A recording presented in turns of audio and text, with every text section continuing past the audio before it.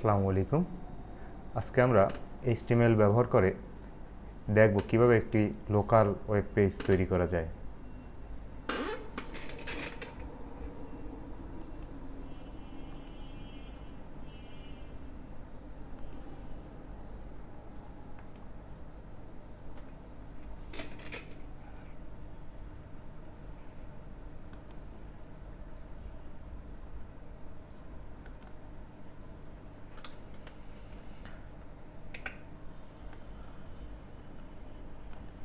আমরা একটি ওয়েব পেজে টেবিল তৈরি করার চেষ্টা করব।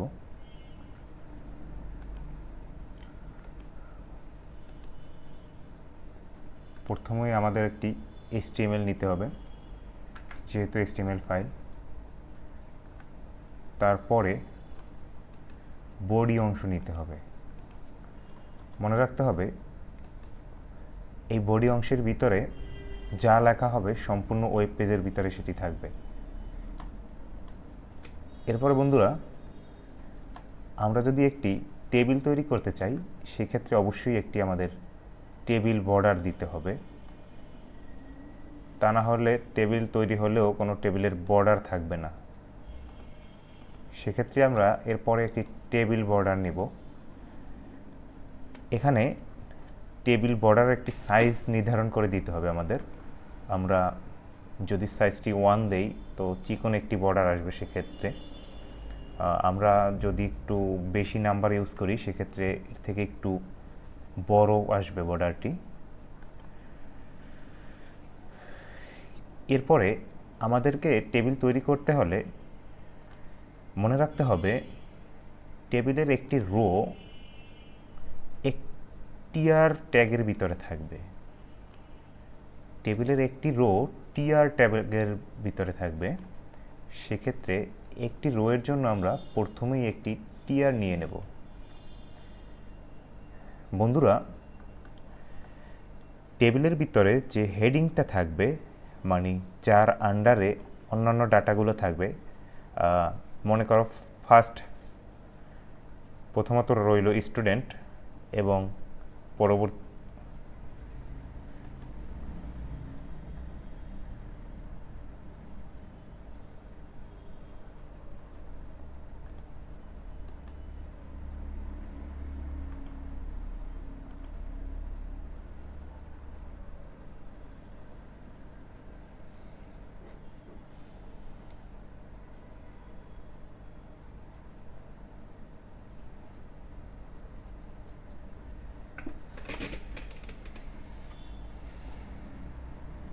আমাদেরকে একটি টিএইচ নিতে হবে।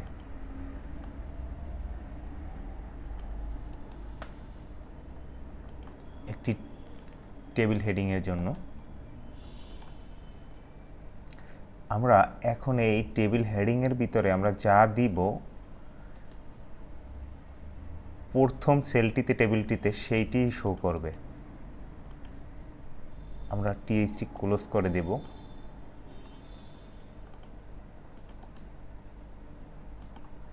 মনে রাখবে টিএইচ টেবিল হেডিংয়ের কাজ যখনই শেষ হবে তখনই আমাদেরকে ক্লোজ করে দিতে হবে। HTML এর ক্ষেত্রে প্রত্যেক ট্যাগের ক্ষেত্রেই আমাদের ট্যাগটির কাজ শেষ হলে সাথে সাথে আমাদের ক্লোজ করে দিতে হবে ট্যাগটি। আমরা এভাবে আরও 3টি হেডিং নিলাম। দুঃখিত, আমি আরও 2টি আমরা হেডিং নিলাম।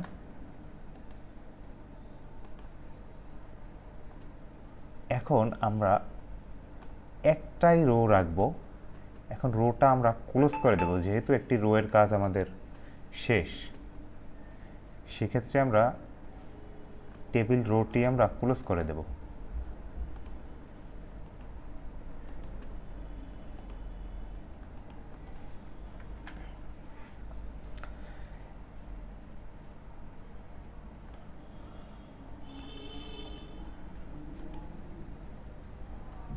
আমরা এখন একটি ওয়েব পেজে পরিণত করব। সেক্ষেত্রে আমরা সেভ করে নিলাম। এখন আমরা ঢুকব।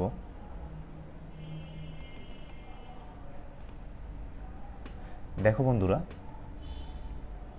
আমার একটি টেবিল ক্রিয়েট হয়ে গেছে। সেখানে মাত্র একটি রো।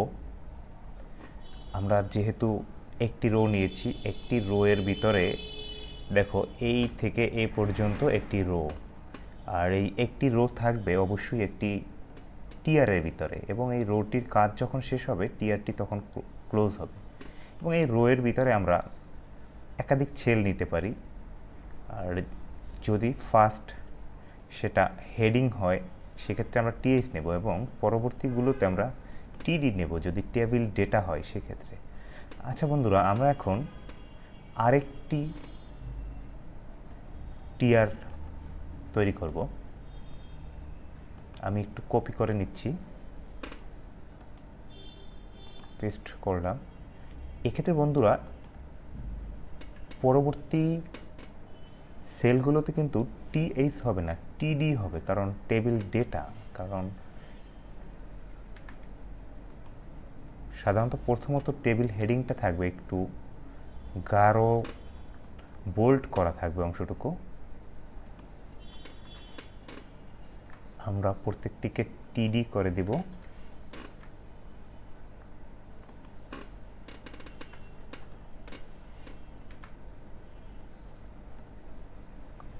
দুঃখিত বন্ধুরা, আমরা আসলে কিছু ট্যাগ ক্লোজ করিনি।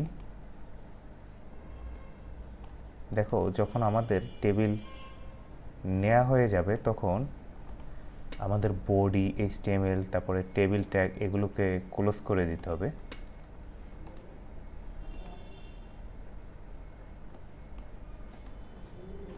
কারণ আগেই বলা হয়েছে যখনই ট্যাগের কাজ শেষ হবে সেখানেই সেগুলোকে ক্লোজ করতে হবে। দেখো, বডির কাজ এখানে শেষ, সর্বশেষ এইচটিএমএল এর কাজ শেষ হয়, এর আগে টেবিলের কাজ শেষ হয়েছে। যদিও টেবিল বর্ডার ক্লোজ করার কোনো প্রয়োজন হবে না, টেবিল ক্লোজ করলেই যথেষ্ট। আর টেবিল ক্লোজটা হবে অবশ্যই বডির আগে, কারণ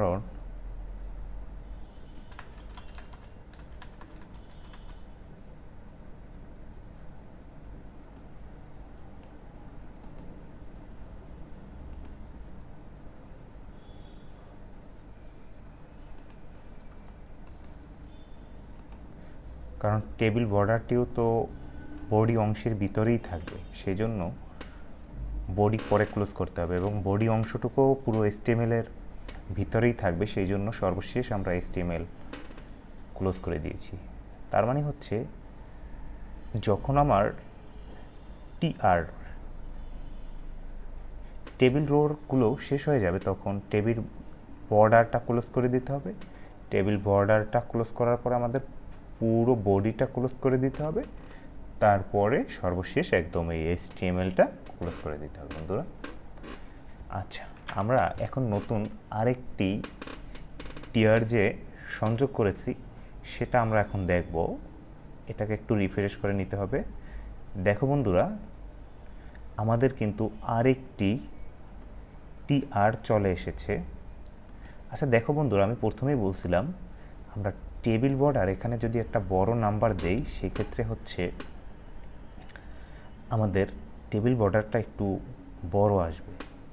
আমরা এখন টেবিল বর্ডারটা একটু ছোট করে দিয়ে দেখব।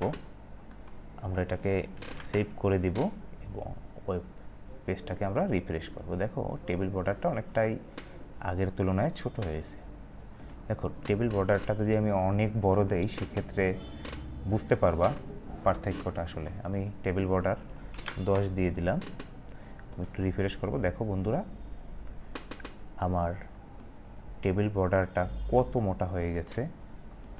আমরা এখন পুনরায় 1 রাখবো। আবার আমরা একটু রিফ্রেশ করে দেব।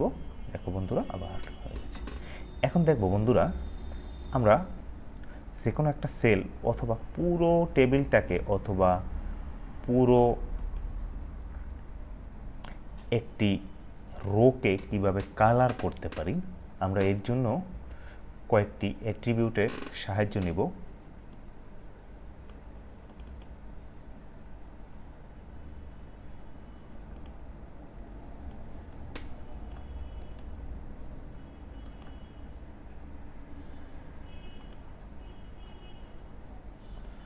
বন্ধুরা, এর আগে দেখাই তোমাদের, আমাদের দেখো টেবিলটি হচ্ছে এক কর্নারে আসছে। সেক্ষেত্রে আমরা টেবিলটিকে যদি পেজটির মাঝামাঝি স্থানে নিতে চাই, সেক্ষেত্রে আমাদেরকে একটি অ্যাট্রিবিউট ব্যবহার করতে হবে, সেটি হচ্ছে অ্যালাইন সেন্ট্রাল। এটিকে আমরা যদি টেবিল বর্ডারের ভিতরে দিয়ে দিতে পারি,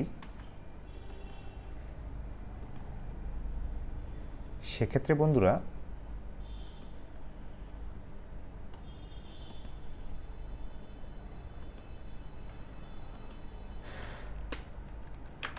আমরা যদি এটিকে ওপেন করি, দেখো টেবিলটা মাঝে আসছে। এখানে অতিরিক্ত কিছু আসছে, সেটা হচ্ছে আমি পরবর্তীতে ব্যবহার করার জন্য নিচে আরও কিছু অ্যাট্রিবিউট এখানে রেখে দিচ্ছি, সেই জন্য আমরা ওদিকে দেখব না।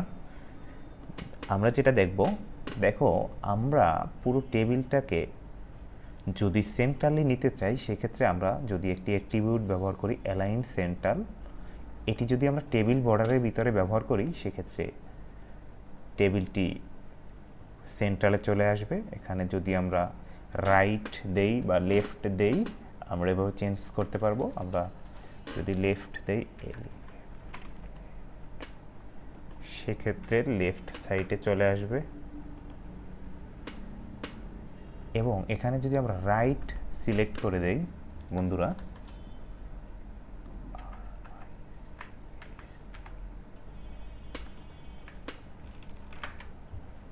সেক্ষেত্রে যদি আমরা একটু রিফ্রেশ দেই, টেবিলটি রাইটে আসবে। বন্ধুরা, তোমরা হয়তো একটু বিরক্ত হচ্ছ, আমি টেবিলের বাইরে দুইটি অ্যাট্রিবিউট এখানে ব্যবহার করছি পরবর্তী প্রয়োজনের জন্য। সেটি বারবার টেবিলের পাশে অতিরিক্ত আসছে, যেহেতু আমরা নোটপ্যাডের ভিতরে যাই রাখবো HTML পেজে সেটি চলে আসবে। আচ্ছা, এখন আমরা এটা আবার সেন্ট্রাল করে দেব। এটা থাকুক। আমরা এখন কালার কোডের কালার করা শিখব। আচ্ছা দেখো, আমার এখানে একটি অ্যাট্রিবিউট আছে, সেইটি আমরা এখন ইউজ করব। দেখো, বিজি কালার রে সমান ডাবল কমা রেড। আমরা যদি এইটি একটি টিয়ারের ভিতরে ব্যবহার করি, একটি টিয়ার বলতে হচ্ছে একটি টেবিল রো। যে কোনো একটা টেবিল রোর ভিতরে যদি আমি এই অ্যাট্রিবিউটটা ব্যবহার করি, সেক্ষেত্রে ওই টেবিল রোটা কালার হয়ে যাবে।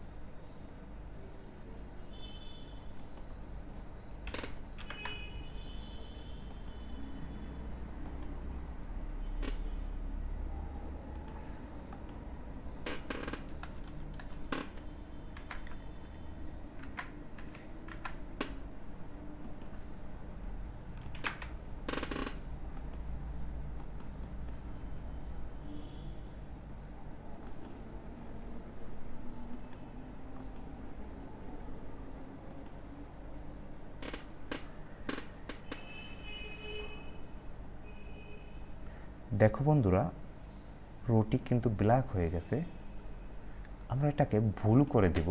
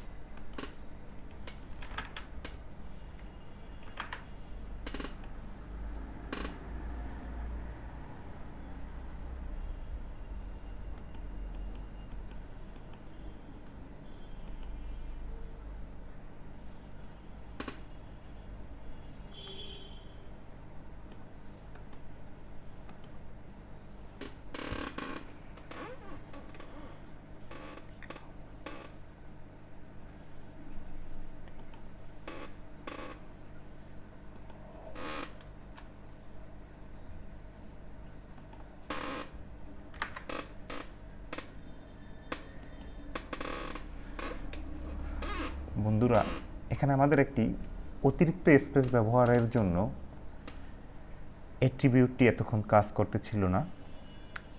দেখো, এখন পুরোটা ব্লু হয়ে গেছে। আমরা এখানে যদি ব্ল্যাক করতে চাই,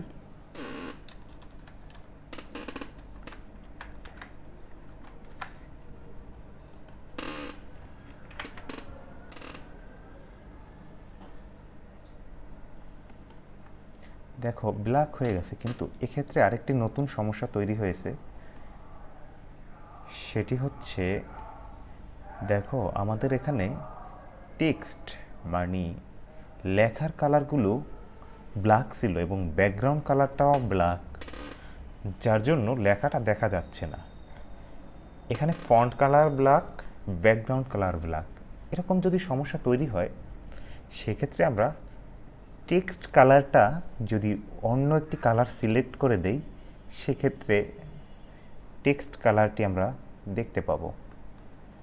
আমরা এখন আরেকটি অ্যাট্রিবিউটের মাধ্যমে দেখাবো কিভাবে টেক্সটকে কালার করা হয়। সেক্ষেত্রে আমাদেরকে অবশ্যই স্টাইল অ্যাট্রিবিউটটির সাহায্য নিতে হবে।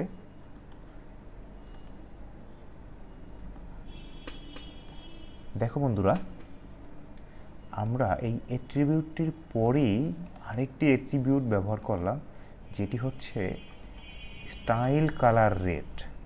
দেখো, এখন ব্যাকগ্রাউন্ড কালার যদি ব্ল্যাক হয় এবং ফন্ট কালার, যেটিকে স্টাইল অ্যাট্রিবিউট দিয়ে আমরা ব্যবহার করি, সেটি যদি রেড হয়, অবশ্যই আমরা এখন টেক্সটটি এখানে আবার পুনরায় দেখতে পাবো। দেখো বন্ধুরা, টেক্সট কালারটি রেড হয়ে গেছে। আমরা এখানে দেখালাম কিভাবে একটি রোকে কালার করতে হয়। বন্ধুরা, আমরা যদি একটি সেলকে কালার করতে চাই, একইভাবে আমরা যদি এই অ্যাট্রিবিউটগুলো সেলের ভিতরে কোনো নির্দিষ্ট ব্যবহার করি, সেক্ষেত্রে সেলটিও এভাবেই কালার হবে। উদাহরণস্বরূপ, আমরা এই যে সেলটি, দেখো এটা একটা নাম দিলাম NOBIN, এটিকে আমরা কালার করব ব্যাকগ্রাউন্ড এবং টেক্সট দুইটাই। সেক্ষেত্রে আমরা অ্যাট্রিবিউট দুইটা নিলাম, ব্যাকগ্রাউন্ড কালার ব্ল্যাক হবে এবং একই সাথে আমরা টেক্সট কালার নিব। আমরা টেক্সট কালারটা একটু পরে নেব। আমরা প্রথমে ব্যাকগ্রাউন্ড কালারটা দেখব হচ্ছে কিনা। দেখো, ব্যাকগ্রাউন্ড কালারটি একটি সেলের কালো হয়ে গেছে। আমরা একটি সেলের ভিতরে বিজি কালার ব্যবহার করার জন্য, অর্থাৎ বন্ধুরা, আমরা যদি একটি সেলের ভিতরে বিজি কালার ব্যবহার করি, সেক্ষেত্রে ওই সেলটির ব্যাকগ্রাউন্ডটা ওই কালার হয়ে যাবে।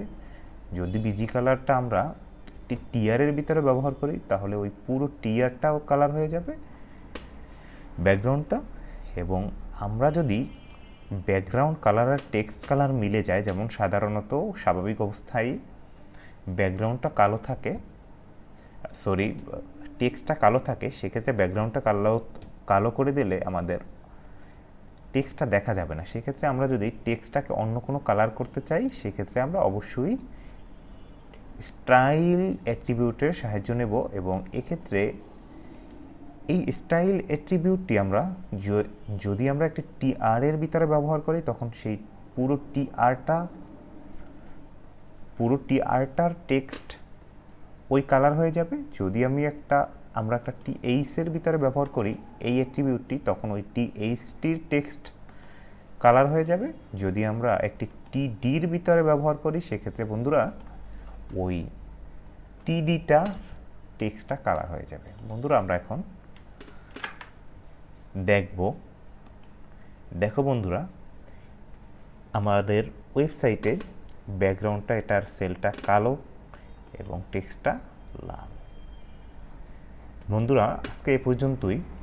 দেখা হবে অন্য কোনো ক্লাস নিয়ে। সবাই সুস্থ থাকো, ভালো থাকো। ধন্যবাদ সবাইকে।